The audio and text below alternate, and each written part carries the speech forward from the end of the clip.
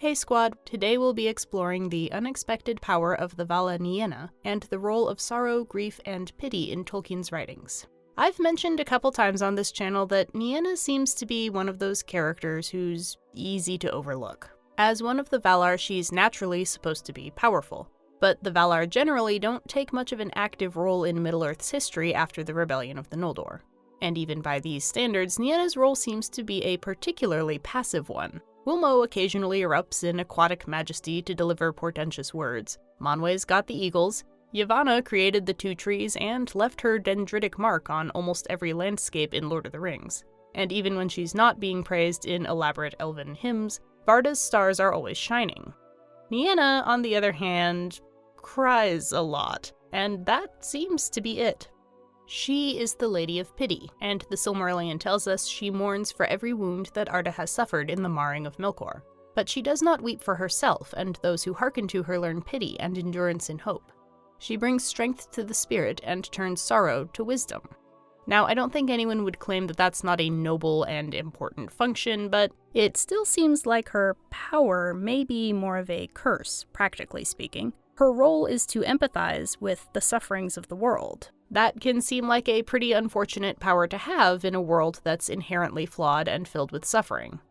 It also apparently leads her to actions of bad judgment, such as when she pleads for Melkor's release, despite the fact that he is pretty clearly unworthy of trust. The predominant culture's tendency to shy away from expressions of vulnerability and suffering rather than accepting or even validating them certainly does not help her case. On the other hand, we know she must be more important than she seems. Along with Varda and Yavanna, she is one of the 3 female Valar who hold a place on the Council of the Aratar, the 8 highest and most authoritative among the Valar. While the textual history of the Istari is notoriously complicated, in the Valaquenta it is said that Olorin, who would later become Gandalf, learned much from her, and Gandalf is the only one of the wizards to avoid pitfalls and temptations, remain faithful to their mission, and achieve Sauron's downfall. Gandalf is also associated with Manwe and Irmo, but the possibility of Nienna's tutelage makes a lot of sense for his character. While he is cantankerous, opaque, and sometimes harsh, he is beloved precisely because he shows such care for the people he's trying to help, even though at times they may not seem particularly deserving. From his first appearance in The Hobbit, his concern for Bilbo's well-being, even as dragons, elven kings, and dispossessed dwarves clash over the fate of a kingdom, is apparent. And some of Gandalf's best-known and most influential moments in Lord of the Rings are when he either urges characters to pity or exhibits it himself. Pity is a pretty important concept in Lord of the Rings. Characters like Gandalf, Faramir, and Frodo consistently advocate for it, and the fulfillment of the quest is only made possible through the pity that moves Bilbo, Frodo, and Sam to each decide on 3 separate occasions to spare Gollum's life. Tolkien highlights how important this is in the famous exchange where Frodo expresses horror that Bilbo allowed Gollum to live. Gandalf says it was pity that stayed his hand, pity and mercy, not to strike without need. Be sure that he took so little hurt from the evil and escaped in the end because he began his ownership of the ring so, with pity.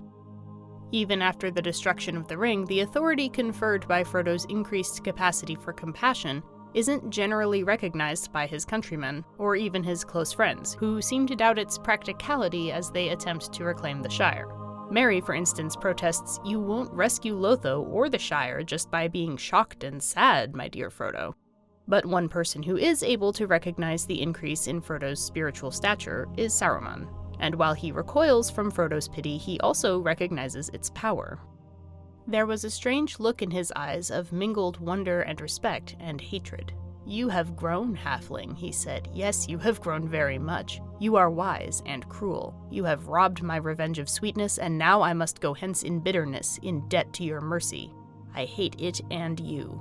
All this compassion is, of course, not without cost. In Frodo's case, it means that even in the midst of triumph, he is beset by grief and regret, even on behalf of his enemies. And this seems to be one of the factors that prevents him from taking pleasure in life. But the peculiar bittersweet quality of the conclusion of The Lord of the Rings lies in the fact that this sorrow is given meaning and made an avenue for healing. Gandalf's last words to his friends before he and Frodo depart for Valinor are, "I will not say, do not weep, for not all tears are an evil." This sentiment is characteristic of Nienna's power. Her role is to turn pain to wisdom, She doesn't soften or take away pain. Instead, she transforms it, allowing it to become a source of something positive. I feel that most readers would probably implicitly accept this tenet, at least on some level. It's almost taken for granted that growth requires some degree of suffering. No pain, no gain, in other words. But in the world of Middle-earth, especially in its earliest legends, this isn't necessarily obvious. More often we see characters driven to recklessness, violence, treachery, or despair by their grief, which radiates outward in a cycle of endlessly magnified suffering. Think of characters like Fëanor or Turin. The only thing that keeps Middle-earth from turning into a wholly cynical, grimdark world of unremitting despair, the thing that makes it beautiful, are those moments where suffering is ennobled. So it's clear that Nienna's sphere of concern is in fact vital in Middle-earth, and at this point you might be convinced that Nienna is not to be underestimated, but maybe she still seems a little boring. Kind of like vitamin D. No one would argue she's not important, but it's hard to get excited about her, and all that patient suffering still seems about as appetizing as cod liver oil. Well, hopefully this next bit will add at least a little more flavor, because there's something really cool about how Tolkien conceives of Nienna's role as he further develops his mythology following the publication of Lord of the Rings. Originally, Nienna did hold a relatively minor role in Tolkien's mythology, equivalent to Este Arvano. In the Book of Lost Tales, she presents a much more sinister aspect as the spouse of Mandos, the mistress of death and bringer of winter. Her specialty is not in compassion, but despairs and hopeless mourning, sorrows and blind grief. Her halls are a place of judgment rather than healing, and described in terms more reminiscent of Angband than Valinor. Therein, before her black chair, burnt a brazier with a single flickering coal, and the roof was of bat's wings, and the pillars that upheld it and the walls about were made of basalt. Eventually, in the account presented in the published Silmarillion, she is the sister of Mandos and Lorien. Unique among the Valar in lacking a spouse, gaining both stature and benevolence as her associations with night and punishment fade. But another, relatively persistent conception that emerged in some of the writings following the publication of Lord of the Rings names Nienna as the sister of two other Valar, Manwe and Melkor, the mightiest of created beings. And the suggestion of a close association between these three characters creates some intriguing narrative parallels that further clarify just how crucial Nienna's role might be. Because another thing that comes in three parts is the music of the Ainur, out of which the world was made. Each of its three movements is distinguished by some act or sign of Eru. At first, while the theme seems to be going well, Eru sat and hearkened, and for a great while it seemed good to him, for in the music there were no flaws. But soon Melkor's discord begins to distort and deform the beauty of the song. Eru betrays no concern at this, smiling and raising his hand to begin a new theme out of the cacophony. Elsewhere, we are told that Manwe, who has the greatest understanding of the mind of Eru out of all the Valar, was the chief instrument of this second attempt. This new theme is apparently better suited to resist the corruption of Melkor's discord, and is described as like and yet unlike to the former theme, and it gathered power and had new beauty. But the discord of Melkor rose in uproar and contended with it, and again there was a war of sound, more violent than before, until many of the Ainur were dismayed and sang no longer, and Melkor had the mastery. Eru intervenes again, and this time one senses that it's no longer just a lark for him. His face is stern as he gives the signal for the third and final movement of the music. This theme is characterized as unlike the others, for it seemed at first soft and sweet, a mere rippling of gentle sounds in delicate melodies, but it could not be quenched, and it took to itself power and profundity, deep and wide and beautiful, but slow and blended with an immeasurable sorrow from which its beauty chiefly came.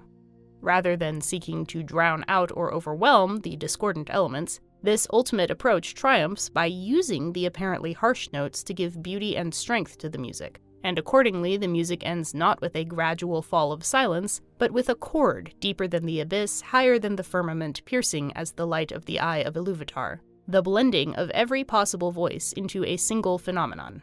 So the music moves from apparently flawless unity to a binary discord of competing and opposing musics to a renewed and triumphant reunification that allows Eru and the Ainur to affirm that the world brought forth from their song, for all its flaws, remains a desirable one.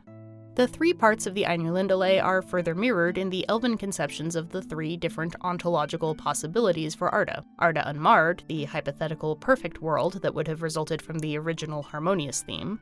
Arda marred, the flawed and fallen world as it is, and Arda healed or Arda remade, the future world that will somehow represent an improvement upon Arda unmarred, its glory somehow enhanced by the brokenness that preceded it. This principle can also be seen in specific instances of Arda's history. The Valar view the death of Miriel as an alarming and grievous tragedy, and advise Finwë against remarriage. But even though his remarriage becomes a source of strife and tragedy, it also produces heroic characters. The children of Indis were great and glorious, and their children also. And if they had not lived, the history of the Eldar would have been diminished. When the Noldor defy the Valar and return to Middle-earth to face Morgoth, Manwe weeps for the suffering they've caused, and will continue to cause, but also affirms that their deeds will live after in song. Dear bought those songs shall be accounted, and yet shall be well bought, for the price could be no other. Thus even as Eru spoke to us shall beauty not before conceived be brought into Ea, and evil yet be good to have been. Even Lúthien's song before Mandos moves him to pity, with the song most fair that ever in words was woven, and the song most sorrowful that ever the world shall hear. For Lúthien wove two themes of words, of the sorrow of the Eldar and the grief of men. So how might we relate this theme back to Nienna, and the conception of her as existing in relationship with Manwe and Melkor? Well, even where the links are not made explicit, it's pretty simple to associate each member of this triad with a different movement of the music of the Ainur.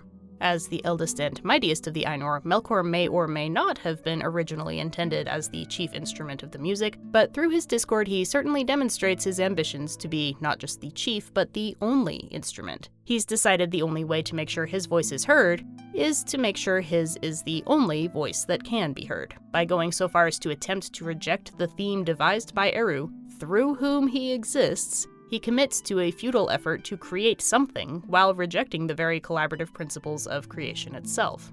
As long as Melkor continues to equate harmony with conformity, the unity of the theme becomes a flaw that allows his fundamental sterility to spread. Opposition becomes necessary, and thus Manwe emerges as the leader of the resistance. This is not a gentle, sorrowful moment, but a triumphant one. Eru smiles as he signals for its beginning. However, this division brings renewed conflict, and with conflict comes consequences. The Ainur now have to pick sides. Those who were influenced by Melkor's music are now driven to identify with it more and more closely as the discord rises in uproar. And the resulting storm of sound is more violent than before. Worse yet, some voices fall silent altogether, unable to find a place in either of the competing themes. This is a big deal in a world where the universe is enhanced not only by the expression of many different ideas, but by the exponential expansion that occurs when those expressions interact. Manwe might be most closely aligned with the thought of Eru, but he is not Eru. For all his virtue, he remains a finite, limited being. These limitations would have become his strengths if he were able to work as Melkor's complement as intended. He was to improve, carry out, and complete what his brother had begun. Being forced into unequivocal opposition to his brother makes his work incomplete, excluding certain themes rather than transcending them. Even within Arda, the necessity of resisting his rebel sibling has consequences. He has become engrossed, partly out of sheer fear of Melkor, partly out of desire to control him, in amendment, healing, reordering, even keeping the status quo, to the loss of all creative power. And ironically, these are the only circumstances under which Melkor gains the upper hand. He has no real hope to triumph over Eru, who, being infinite, encompasses and surpasses him.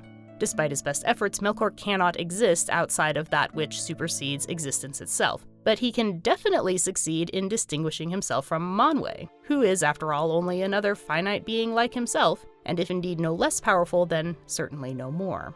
Moreover, the very act of being openly opposed is a tacit victory for Melkor, since it assumes the truth of his wrong-headed claim that it is possible for him to wholly separate himself from the rest of creation.